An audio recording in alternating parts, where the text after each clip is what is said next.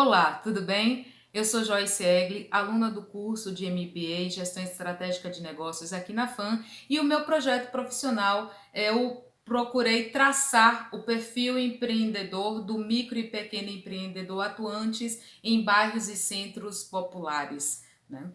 Bom, esse era o objetivo principal. O objetivo secundário era juntar informações, era coletar informações a respeito de como eles estavam fazendo, como eles estão fazendo, né? Os registros dos controles de fluxo de caixa, controle de estoque, vendas, meios de pagamento, contas a receber e a pagar, sobre pessoal, se tem interesse em fazer um empréstimo, né? Financiamentos, ou se prefere investir com capital próprio. Enfim, eu busquei traçar esse perfil com esses dois objetivos. O objetivo primário, traçar o perfil desse empreendedor, e o objetivo secundário, saber como ele está fazendo, né, exercendo o seu papel gestor, principalmente nos âmbitos controle e organização, que também foram objetos dessa pesquisa. Qual foi o meio? O meio foi uma entrevista em profundidade com 13 questões, nas quais eu busquei abordar peculiaridades, estratégias, inovações, superações, observar o hábito cultural, né, e as inovações propostas por esse segmento de empreendedores. Tá? Nas implicações práticas dessa pesquisa, ela apontou o seguinte, que esse micro e pequeno empreendedor, ele tem um perfil tradicional, conservador, né? Ele tem uma certa aversão ao empréstimo e ao financiamento, provavelmente pela memória cultural a respeito das altas taxas de juros normalmente praticadas no país, algo que vem mudando um pouco com o tempo, principalmente pelo ingresso de fintechs, focada com juros mais baixos nesses micro e pequenos empreendedores, permitindo acesso ao crédito mais barato, né? É um mercado interessante. Com relação ao fato das deficiências apontadas pela pesquisa a respeito de como eles fazem os controles e os registros e o porquê que não fazem, ou o perfil educacional desse gestor, esse preparo desse profissional, que na realidade é pouco profissionalizado no âmbito de gestão de negócios e no âmbito de administração de negócios. Então, também tem baixa escolaridade na média. Entre esses entrevistados, 73% têm nível médio. Apenas um, ou seja, 9%, que apesar de ter nível médio, ele tem um nível de conhecimento compatível com o nível superior. Foi o único que buscou conhecimento especializado, apoio de conhecimento especializado, né, como o do Sebrae, Senai e outros cursos de preparo, para que pudesse gerir o negócio dele de uma forma mais competente. Afinal de contas, conhecimento traz mais eficiência e, com certeza, o negócio dele é melhor gerido do que os demais, até porque ele já tem 6 anos no mercado. Ele viu as possibilidades desse mercado muito antes do que os outros que vieram após dele. Enquanto ele tem 6 anos de mercado, os outros dois entrevistados que também estão ali no mesmo segmento, um tem 9 meses e o outro tem apenas 2 meses. E sendo que esses dois, eles não procuraram apoio especializado e eles estão fazendo, né, um processo de administração que é conhecido como administração instintiva, né? Aquela vamos abrir a facão. Né? É um dos traços muito presentes em todos os entrevistados, com exceção do primeiro, né? Esse entrevistado que fugiu ao padrão. Os demais todos têm uma leve resistência ou uma dificuldade, ou não classificam como prioridade esmerar-se no sentido de conhecimento de ferramentas administrativas e de gestão de negócios. Eles querem fazer o negócio acontecer, a maioria deles, também 73% deles, desejam ver seu negócio crescer. Dois desses negócios, ou seja, 18% desses negócios já geraram filiais com menos de 2 anos, um inclusive dentro do primeiro ano, né? Porém, todos feitos instintivamente, ou seja, eles poderiam estar tendo muito mais eficiência, obtendo melhor retorno, né? Tá melhor direcionado se eles tivessem um preparo de administração melhor, né? De gestão melhor. Outro ponto interessante que essa pesquisa demonstra é a respeito dos empreendedores não digitais ou subdigitais. O que seriam esses, né? Esses aí são aqueles que ou não têm nenhuma habilidade com tecnologia ou muito pouca habilidade. E isso é um dos fatores do porquê que eles não acabam fazendo registros do fluxo de caixa, do contas a pagar, né, de pontos que a gente precisa observar em um negócio para até detectar se ele está valendo a pena, se tem alguma ajuste a ser feito, como compor melhor um mix de produtos, se o retorno está satisfatório, se o preço de venda está adequado, se a estrutura de custo está correta, né? Se o negócio realmente vale a pena, é viável manter aberto ou se ele está em um curso de declínio, se eles estão adentrando ao capital de giro e trocando dinheiro ou com um nível de faturamento muito aquém daquilo que se podia obter, né? Que também é duas das explicações que eu consegui identificar, não só nessa pesquisa, mas já em espaço anterior, já faz mais de 5 anos que eu me dedico a estudar esse campo.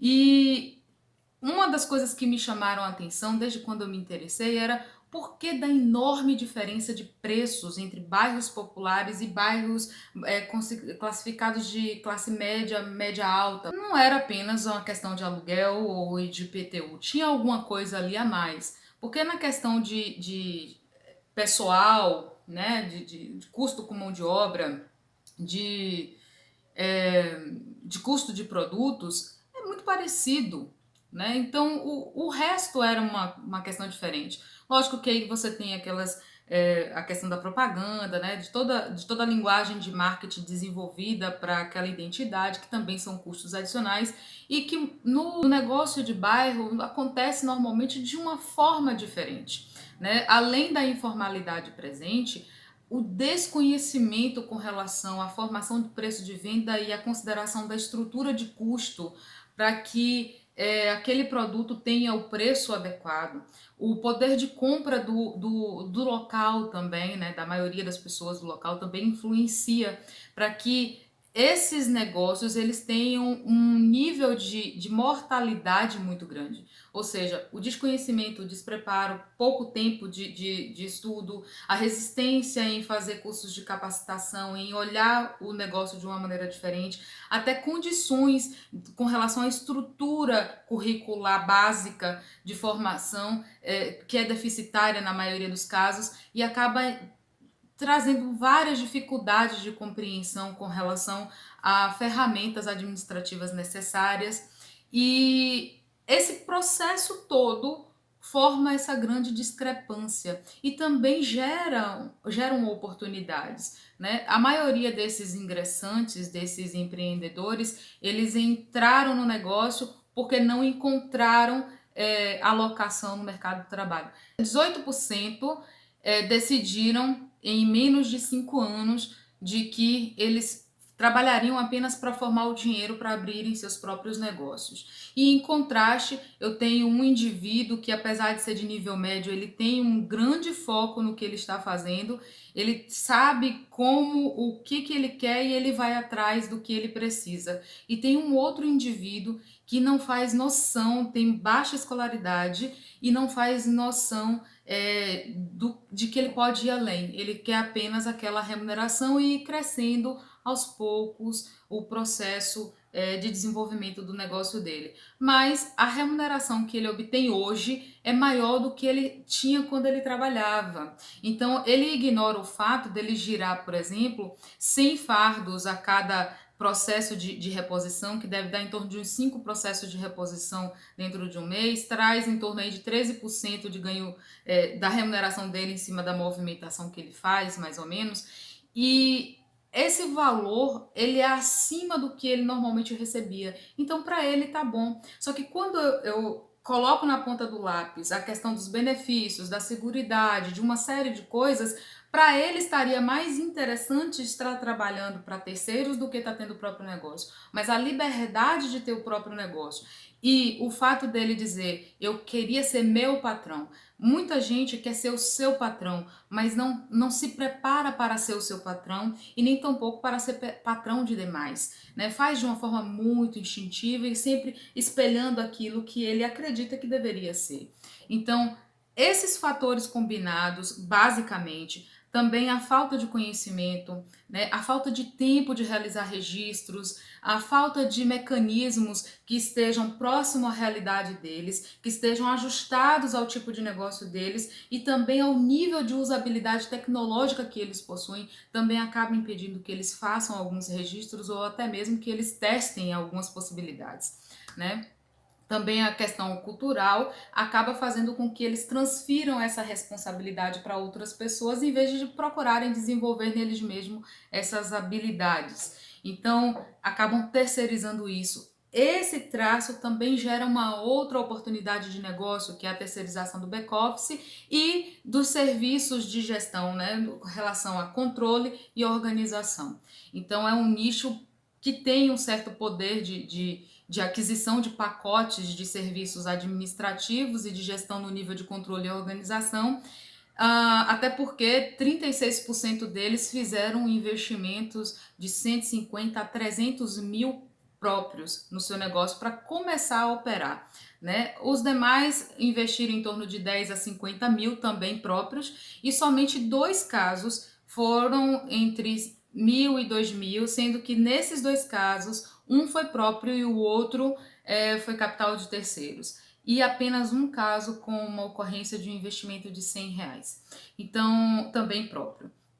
Então, assim, a diversificação dos perfis, ela, no sentido de nível de escolaridade, de interesse e desenvolvimento, de compreender algumas questões que são necessárias para se desenvolver um negócio saudável, fica parecido em todos os entrevistados, né, em todas as realidades. Agora, a capacidade de levar esse negócio em frente, eu percebi que não é em todos. Eles têm muita vontade, é um perfil motivado, mas um perfil carente de conhecimento.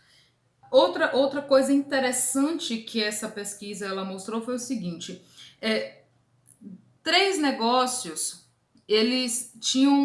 dois tinham já ocorrências de filiais que foram geradas dentro dos 2 primeiros anos de funcionamento, certo? Então, esse empreendedor ele pega aquele vulto e já abre outra filial, porque ele tem essa ideia de abrir. Ocorre que, como ele tem a limitação dos controles, vai chegar um ponto que ele já não consegue fazer ampliar. Então, para.